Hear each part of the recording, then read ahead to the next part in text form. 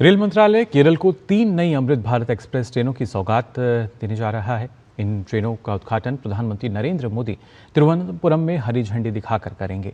Railway board के सूचना एवं प्रसार विभाग के कार्यकारी निदेशक दिलीप कुमार ने डीडी न्यूज से बात करते हुए कहा कि आधुनिक सुविधाओं से लैस ये ट्रेनें न केवल यात्रियों के लिए एक बेहतर यात्रा अनुभव प्रदान करेंगी, बल्कि पर्यटन, व्यापार और रोजगार के क्षेत्र में भी अहम योगदान देंगी।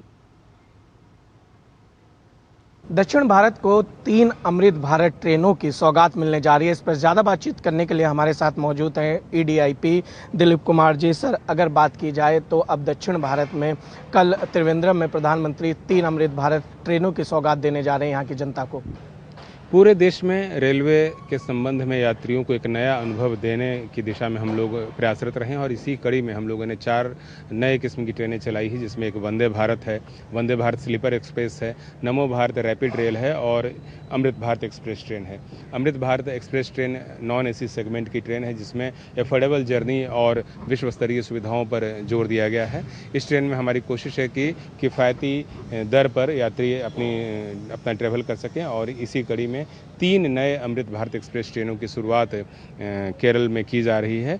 पहली ट्रेन जो है उसका परिचालन तिरुवनंतपुरम से, आप देख सकते हैं कि तिरुवनंतपुरम से तांबरम के बीच में किया जाएगा। उसके बाद एक ट्रेन का परिचालन हम लोग तिरुवनंतपुरम से चरलापल्ली के बीच में और एक नागरकोइल से मंगलुरु के बीच में करेंगे। तो इससे न सिर्फ केरल के लोगों को काफ़ी फायदा होगा, बल्कि तमिलनाडु, आंध्र प्रदेश और कर्नाटक के लोग भी इन ट्रेनों के परिचालन से लाभान्वित होंगे। इसके अलावा एक नई पैसेंजर ट्रेन त्रिशूर से गुरुवायूर के बीच में प्रारंभ की जा रही है, जिससे दैनिक यात्रियों को आवागमन में काफ़ी सुविधा प्राप्त होगी। माननीय प्रधानमंत्री जी द्वारा कई दूसरी परियोजनाएं भी राष्ट्र को समर्पित की जा रही है, तो निश्चित रूप से इन परियोजनाओं का लाभ केरल वासियों को मिलेगा और केरल के साथ साथ जहां जहां यह ट्रेन जा रही है, चाहे तो आंध्र प्रदेश हो, तेलंगाना हो, कर्नाटक हो और तमिलनाडु हो, इन प्रदेश के लोगों को भी काफ़ी लाभ मिलेगा। सर, अगर बात की जाए तो अभी नॉर्थ ईस्ट में हमने देखा, अब दक्षिण भारतीय रेलवे पिछले 1 सालों में लगातार बड़े बदलाव करते हुए नजर आ रही है और वंदे भारत स्लीपर की भी सौगात मिली है। तो आपको लगता है कि ये 3 अमृत भारत जो ट्रेनें दी जा रही हैं, इनका क्या प्रभाव पड़ेगा इन इलाकों पर? भारतीय रेल राष्ट्रीय एकता और अखंडता को मजबूत करने के जो अपनी प्रतिबद्धता है उसके प्रति संकल्पित है और विकसित भारत एट 2047 के स्वप्न को साकार करने के लिए भारतीय रेल द्वारा लगातार न्यू टेक्नोलॉजी पर जोर दिया जा रहा है, नई नई ट्रेनों को इंट्रोड्यूस करने पर जोर दिया जा रहा है और हमारी पूरी रणनीति ये है कि हम यात्रियों को एक नए प्रकार के ट्रेवल की सुविधा प्रदान कर सके, जो न सिर्फ कंफर्टेबल हो, न सिर्फ सेफ हो, बल्कि बहुत ही अच्छी हो और अंतर्राष्ट्रीय मानकों के अनुकूल हो। यात्रियों को केवल आरामदायक नहीं बल्कि विश्व स्तरीय ट्रैवल एक्सपीरियंस देने का भारतीय रेलवे जिस तरीके से काम कर रहा है, ये कहीं ना कहीं बहुत सारी जिंदगियां जो कि रेलवे से सफ़र करती हैं उनको बदलने का काम भी कर रही हैं। कैमरामैन विक्की राजपूत के साथ निशांत राय, DD न्यूज़, त्रिवेंद्रम। आपको बता दें, प्रधानमंत्री नरेंद्र मोदी आज तमिलनाडु में भी जनसभा को संबोधित करेंगे, जिसमें NDA के सभी नेता मौजूद रहेंगे। PM मोदी आज चेन्नई के पास खासतौर से मधुरांतकम में सार्वजनिक सभा को संबोधित करेंगे। इस सभा में राष्ट्रीय जनतांत्रिक गठबंधन यानी NDA के सभी घटक दलों के नेता मंच साझा करेंगे, जिनमें डॉक्टर अबुमनी रामदास और TTV दिनाकरण भी शामिल हैं। NDA में फिर से शामिल होने के बाद ये पहली बार है जब AIADMK के नेता मोदी के साथ एक ही मंच पर नजर आएंगे। लगभग 11 दलों के साथ इस बड़े गठबंधन के नेताओं के साथ मंच साझा करके मोदी और भाजपा यह संदेश देना चाहते हैं कि उनका गठबंधन एकजुट और मजबूत है और तमिलनाडु में DMK के नेतृत्व वाले इंडी गठबंधन के मुकाबले ताकतवर भी है। प्रधानमंत्री नरेंद्र मोदी तमिलनाडु पहुंच रहे हैं। वो चेन्नई से करीब 80 किलोमीटर दूर मधुरांतकम में NDA की विशाल जनसभा को संबोधित करेंगे। इस रैली में 5 लाख लोगों के शामिल होने की उम्मीद है। प्रधानमंत्री की जनसभा को लेकर सभी तैयारियां पूरी कर ली गई हैं।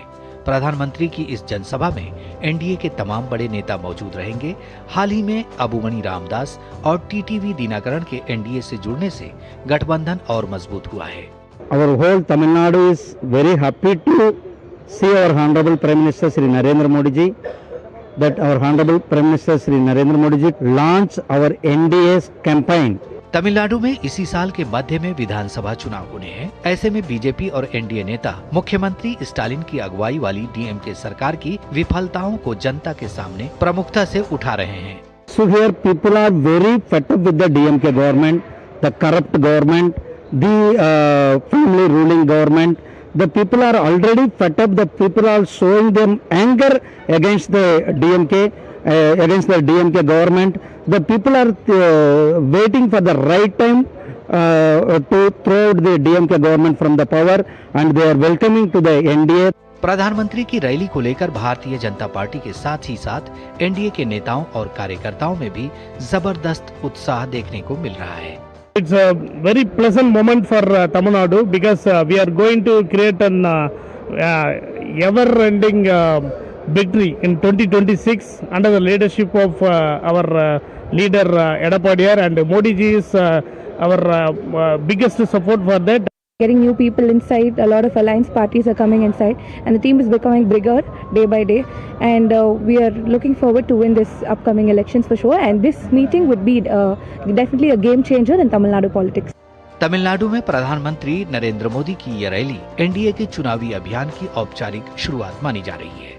प्रधानमंत्री नरेंद्र मोदी की तमिलनाडु की इस जनसभा से एनडीए के अभियान की औपचारिक शुरुआत होने जा रही है।